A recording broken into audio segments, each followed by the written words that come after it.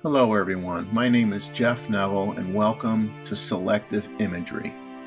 I started taking pictures when I was 7 or 8 years old, and I really shoot just about everything. And here's some samples of what I take, whether it be sunrises, alligators, birds.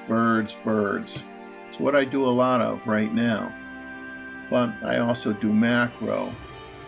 I'll do small animals, and I'll do street photography, and I'll use my old cameras to take some black and white photos with.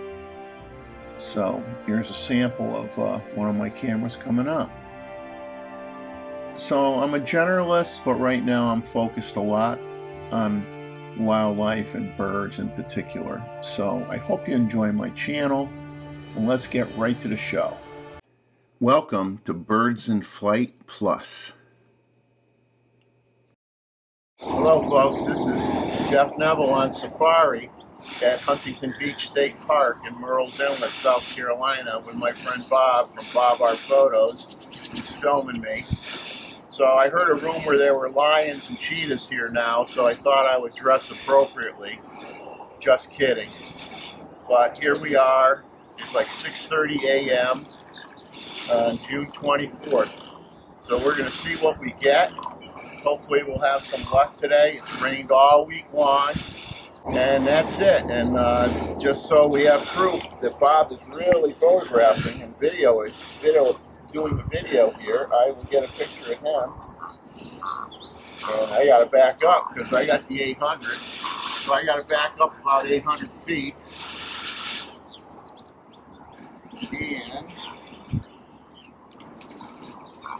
And I can get him filming me. So here's what we're seeing so far. Group of snowies and great egrets. Some little blues. A couple great blue herons. We got a lot of rain yesterday. They haven't had time to drain it out of the pond side yet, but they will.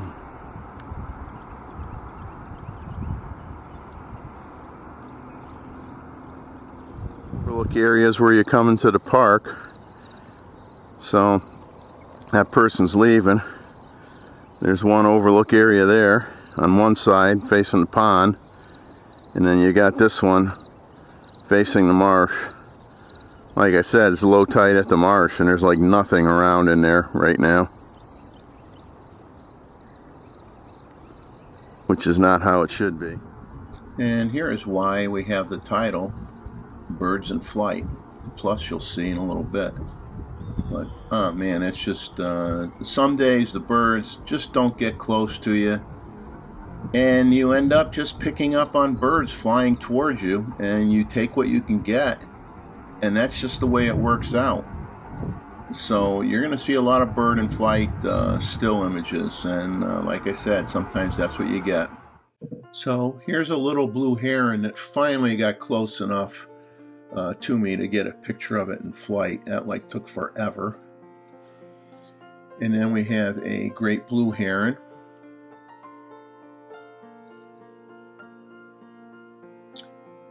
Followed by a Rosetta spoonbill. And we have, boy, they're pretty, aren't they? Follow that up with a wood stork, which we have not seen a lot of wood storks this year. I mean, I'll talk about that more in a little bit. And earlier in the video clip, you saw all the great egrets that were all hanging around. And eventually they started to peel off and fly near me, so I captured images of them. And that was a lot of what this particular morning was. And here he or she is coming in for a landing. And does a great job of sticking it perfectly. You get a 10. I don't know if people realize that these birds were hunted near extinction in the 1800s and early 1900s for their long plumes that were on ladies' hats. And these shots I like because, man, you really get a sense for how big the wingspan is on these birds. They're up to 4.5 feet across. You don't realize it until they're coming right at you. And here's a wood stork. I like the way the wings are positioned on this one. And tricolored heron. Yeah, some people absolutely hate bird and flight pictures where you have the sky, and it's like, I don't know what the hang up is. You gotta shoot what's available to you. And yeah, sure, when you have a background, it does look better, but sometimes you get the lighting that's just perfect on the bird when they're in the sky. And so don't discount it. I mean, like I've said many times, I'm not fortunate enough where I get a lot of fluffy clouds down here in South Carolina. It's usually either gray or white or dark blue. And then when you have your 800 and they do get close to you, take a headshot. Here's a red-winged blackbird.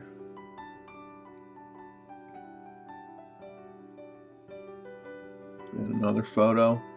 Here it has an insect in its mouth. And here's a short video clip, and you can see that insect that's trapped in its mouth. Now it's relatively close to what my friend Bob and I were calling Gator Island. And the gators have not laid on that island in quite a while. The grasses have gotten very tall.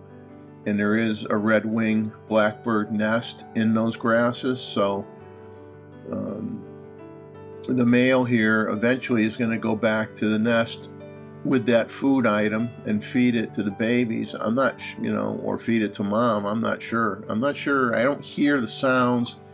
You can't, if there are babies that have hatched, you can't see them yet.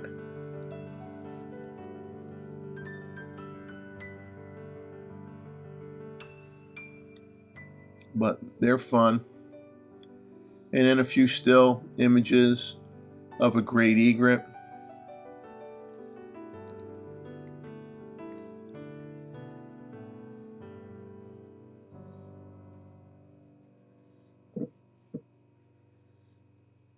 So I did manage to get some pictures of birds that aren't flying around, and here's a pretty decent sized gator going through the water. And here's a smaller one that got a food item, but we really couldn't tell what it had in its mouth. I don't know if it was a small fish or a very, very small blue crab. It did not choose to open its mouth up wide enough where we were able to tell. And then, of course, we have the two-tiered approach here. The spoonbills in the foreground and the great egrets in the background. And here an egret is trying to get some food. And speaking of getting food, it's always fun to watch the anhingas get their fish. They come up with it, speared, they flip it, and they swallow it. They put on a nice show for you. This gator, on the other hand, wasn't ready to eat yet. And I was really proud of this upcoming gator shot and this gator because he or she finally decided to quit smoking.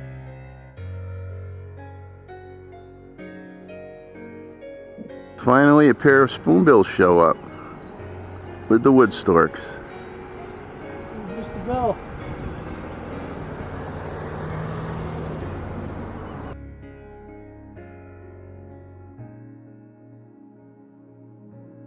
And here we go with another great egret in flight. That's why we named this Birds in Flight for this episode. And here's another video clip of the wood stork. Some wood storks hanging out with a spoonbill.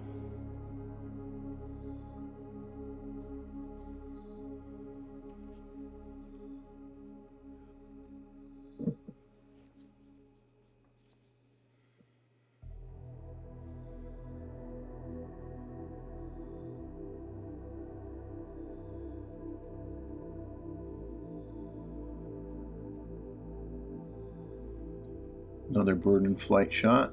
A little bit of the sky, a little bit of the tree line blurred out in the background. And here's a video clip showing you where some of the wood storks choose to go. They just fly up into the trees and hang out for a while.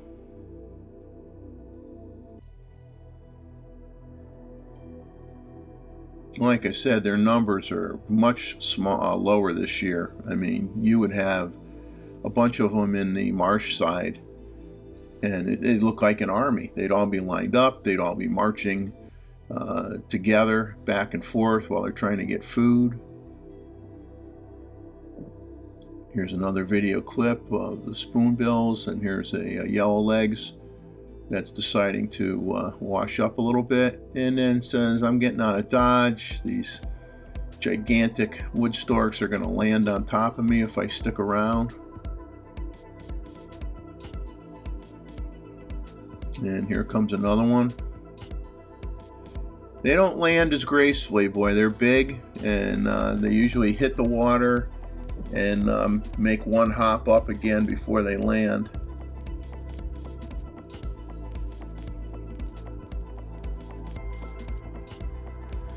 And not a lot of water, I mean, for them to be playing in, I'll tell you that.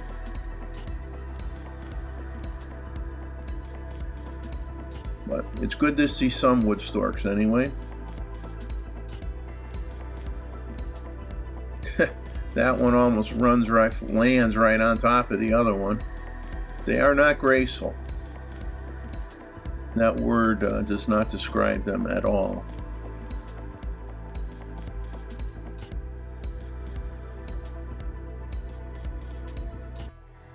The spoonbill just has an itch or something, boy. It just keeps on scratching.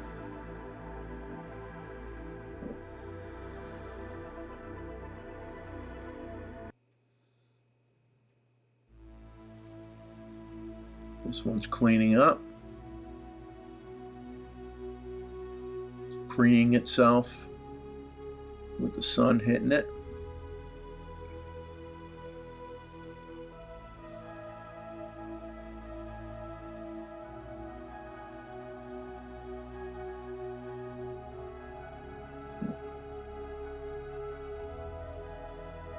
A lot of these storks, I mean, you don't see them getting food. They're just kind of like drinking some water.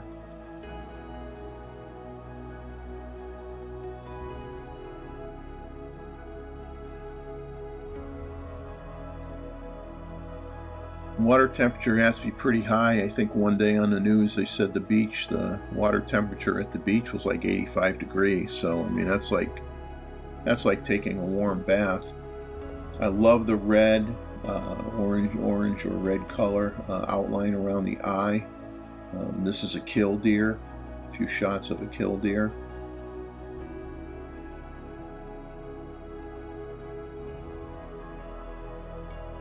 Cute birds. Sometimes you find them out in open grassy areas too, not even near the water, you know, feeding on bugs and stuff. And another clip with the storks and the spoonies.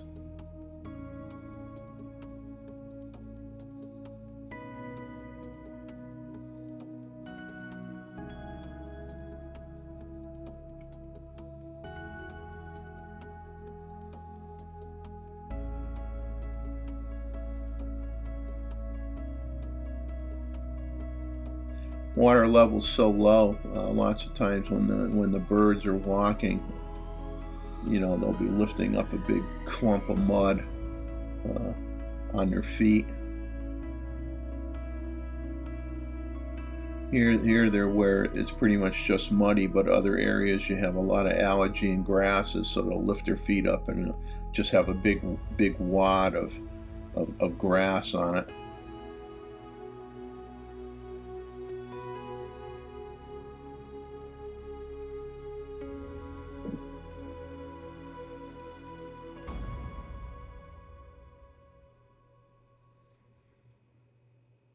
But sometimes the wood storks, like I said, you get 50 or more all lined up, and when they're not feeding and they're all lined up, they just look like soldiers, and they don't even move. They just stand perfectly still. And one of everybody's favorite small birds in the park, the painted bunting. They are beautiful birds. And this is a video clip. This one is at normal speed, and he's just like walking across, following the reeds and grasses here, and kind of poking his, turning around his head a little bit, like looking in there. So I'm sure if he spotted a frog or something along the water line there, it would take it out.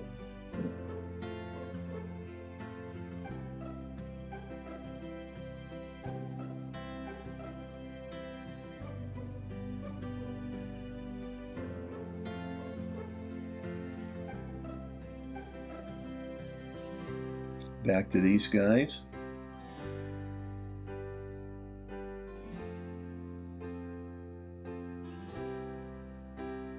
Oh, that spoonbill just got a big wad of mud in its mouth. I don't know why it liked that. Hopefully there was something good to eat buried inside that dirt.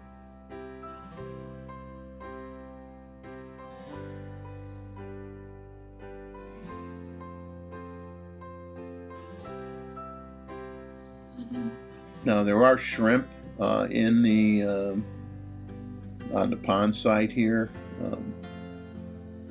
Shocked how many crabs there have been for the gators, although it seems like their quantities are diminishing. And unless the crabs like to cross over the road from the marsh side to get into the pond side, we may have a problem down the road, especially if they don't open up the gates to let the water flow from the marsh into here, but they're keeping the water artificially low. But that's going to limit the food supply at some point.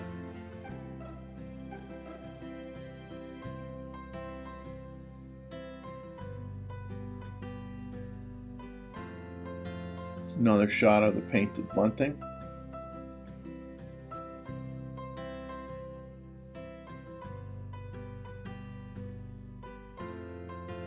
And here's a gator getting a little exercise.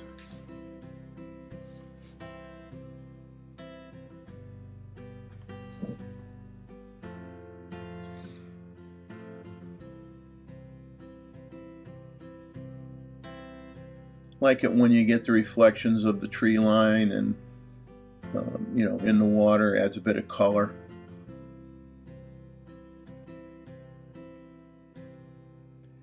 And here's a clip of some spoonbills landing, joining their friends. Now this one particular one landed, and so I started to pan over to the right, as you'll see in a second, thinking, oh, I'll pick up on the other ones as they fly in, because when one comes in, there's usually more to follow. So eventually I start panning to the right, and I don't see anything. I'm like, okay, I would have thought they came in from that direction. And I'm looking and I'm looking, and I don't see anything. So eventually I go back, and okay, there's another spoonbill, so it snuck in from somewhere else, and now some more come in. So eventually they show up. Lots of times they're just hiding in the tall grasses on the marsh side. You can't even see them; they're tucked in there. Other times you'll see like a little armada of them flying in. Half a dozen or so at a time, and then landing.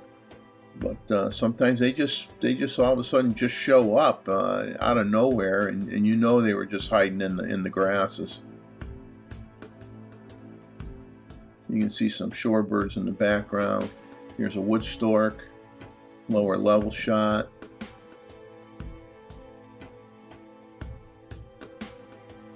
And here's a video clip of a gator eating a blue crab. This crab, moderate size, but as you can see, it's not going to take long for it to swallow it.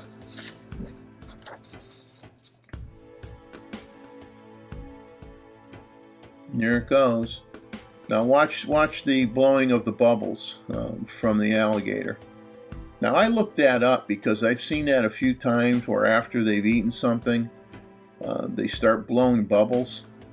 And I says, is that some kind of, special behavior pattern or what have you? So I just put the question in to the internet, and here's what I got. It just says alligators have evolved over time to be able to breathe through their skin by having specialized cells.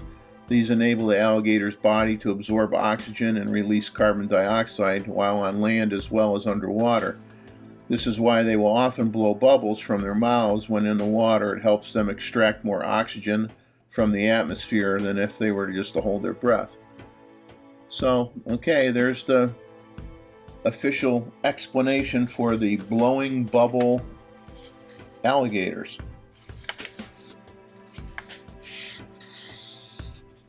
And I'm sure he swallowed that crab whole, so I couldn't really figure out why he's just kind of moving his head back and forth and going under the water, popping up, blowing bubbles. Well, we now know why he was blowing bubbles, but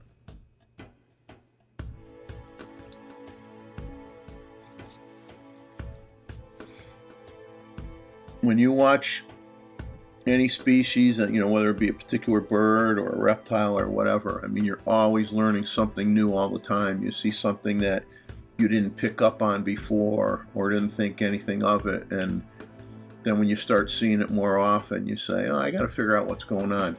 Now here's a couple stills. Two female anhingas. The one on the left was hurt.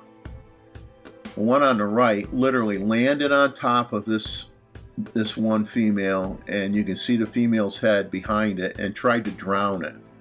And here's a quick video clip, and it was pretty nasty. I don't know what's going on. You got the one just out of view on the left that you'll see in a second, and it's having a hard time. It can't swim. It can't fly out of the water, so it's hurt. It's just lunging forward. And the other one says, I'm going to finish you off. So I don't know what happened, but it got nasty, and it landed on top of it again, like it's trying to drown it. And eventually, it swims off like, okay, hope you learned your lesson. And, I just saw the feathers, barely floating on the top of the water, and followed this one for a little bit. And then I panned back the other way to see if I could find it, and it was poking its head out, but it was wounded, it was hurt, and unfortunately it's going to end up being dinner for a gator later on, because it won't survive if it can't fly. And here's one that's hanging around at Gator Island. You can see how high the grasses are. And this is a little blue heron that's just kind of aggravating a heron for whatever reason, just playing around, I guess.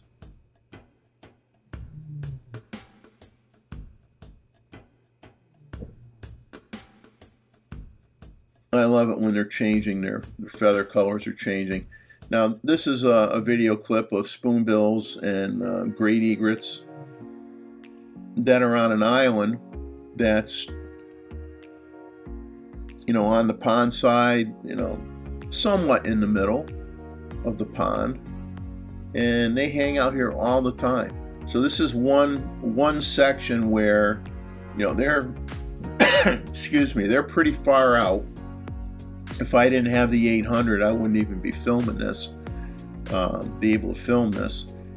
They're pretty far out, and they hang here, and they could sit out there for hours and hours and hours. And like I said, for most folks, they don't have the glass to be able to reach them. And you're waiting for them to fly closer and land in a different corner of the pond where you can get some images of them. But that can take hours. They could stay out here, 3-4 hours before they decide to move. You just never know when they're going to do it. And this is just a picture of what's to come. This is the ruins of the walkway out from the nature center that's in the middle of the marsh. And I'm going to use some of those stills as like fill-in or separators between these video clips. And here we are back at the island again. You can see in the background, you can see a gator, I'm going to call it, swimming on the left-hand side. more like crawling, and a few other shorebirds in the background.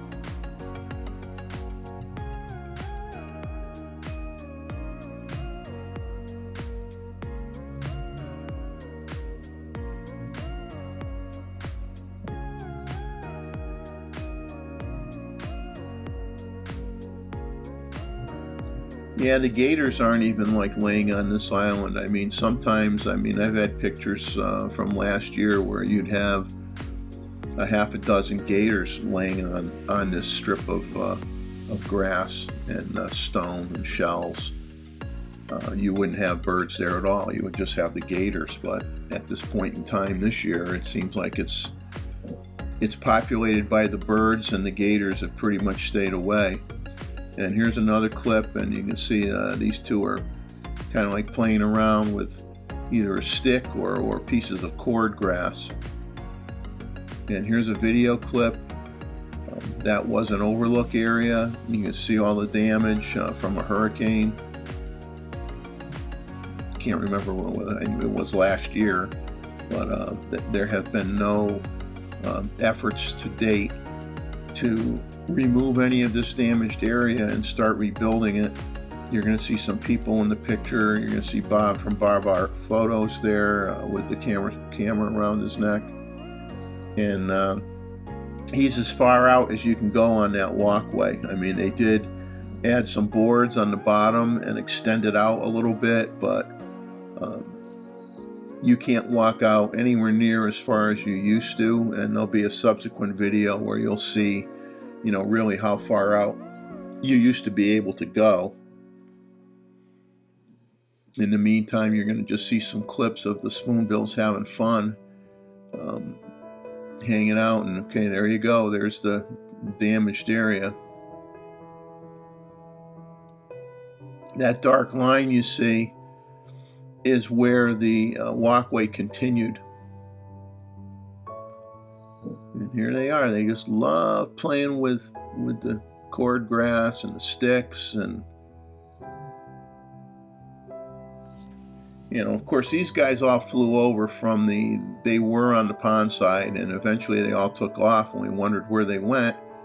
So we went out to the nature center and decided just to take a peek at what's left of the walkway, and to our surprise, spoonbills were all hanging out here.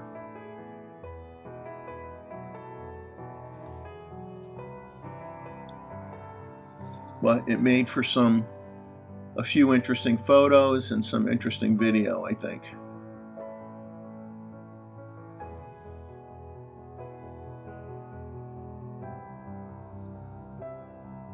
They just have a fascination for putting sticks in their mouth.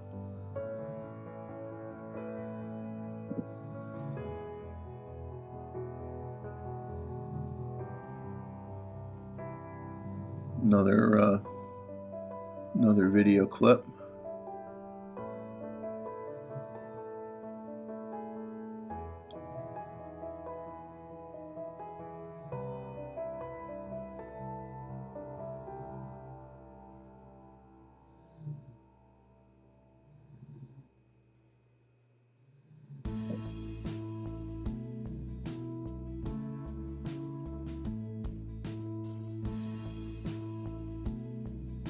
Definitely having a great time. They like hanging out with each other. Now they're busy playing with the cord grass and sticks and stuff, but I would think that there's a lot of fiddler crabs that would be crawling around the cord grass that they'd be able to get for food. But I didn't really catch any of them eating food items. They were just too busy playing. I got a still image coming up that I like because it's almost like somebody's trying to make these guys walk the plank. Okay guys, you're out of here, walk the plank. We have another video coming up. This will be the last video clip. This will be like the end of the road here. You're going to get to see where this walkway extended to. Okay, that's where it's broken. That dark line is the path, or part of the path, and then you connect it to a platform that was fairly large that we were able to get a lot of shots of. There were kingfishers that like to hang out there, and unfortunately we don't have anywhere to get there, and we have no idea when it's going to get repaired.